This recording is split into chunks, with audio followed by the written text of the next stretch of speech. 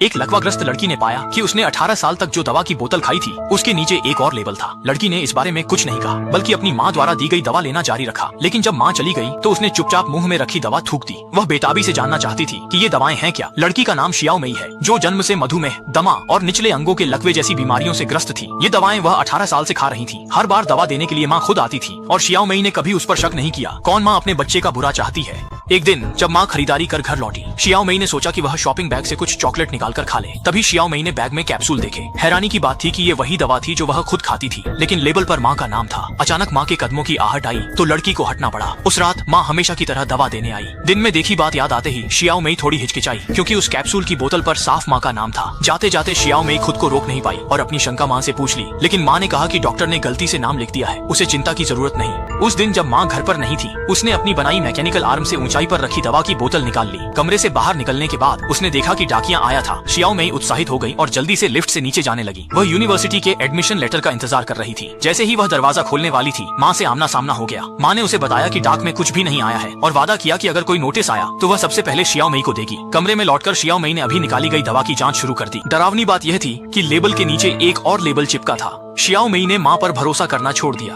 वह दवा पीने के बाद चुपके से थूक देती थी, क्योंकि उसे जानना था कि दवा का असर क्या है। माँ सो गई। शियाओ मई लिफ्ट से नीचे आई, कंप्यूटर पर दवा ढूंढने लगी। नतीजा उलट निकला, इंटरनेट नहीं था। शियाओ मई हार मानने को तैयार नहीं थी। माँ पौधों को पानी दे रही थी। मेज पर दवा की कैप्सूल थी। उसने दवा की दुकान में फोन करके पूछा। फोन उठाने वाला माँ का पुराना दोस्त निकला। फोन के दूसरी तरफ वाले ने तुरंत पहचान लिया कि शियाओ मई के घर में कुछ बदलाव हुआ है। शियाओ मई ने तय किया कि वह एक बार और कोशिश करेगी। उसने तुरंत एक अनजान नंबर डायल किया। जब शियाओ मई ने दवा का नाम बताया तो उस व्यक्ति ने बताया कि यह दवा दिल की बीमारी के इलाज के लिए है। कैप्सूल का रंग लाल होना चाहिए, जबकि शियाओ मई के सामने जो कैप्सूल है वह हरा है। इस पल शियाओ मई घबरा गई। शियाओ मई ने बची हुई दवाइयाँ चुपचाप अपनी जेब में छुपा ली ताकि सच्चाई का पता लगा सके। जल्दी ही माँ बेटी सिनेमा हॉल के बाहर पहुँच गयी। जब फिल्म आधी चल रही थी, शियाओ मई ने झूठ बोलते हुए कहा कि उसे टॉयलेट जाना है। इस तरह मुख्य किरदार सफलतापूर्वक सिनेमा हॉल से बाहर निकल गई। वह व्हीलचेयर पर बैठकर पास की एक दवा दुकान पर पहुंची। काउंटर पर बहुत भीड़ थी और जब तक उसकी बारी आई फिल्म भी खत्म हो जाती। मजबूरी में शियाओ मई ने अनुरोध किया कि क्या वे उसे पहले बिल चुकाने दे सकते हैं।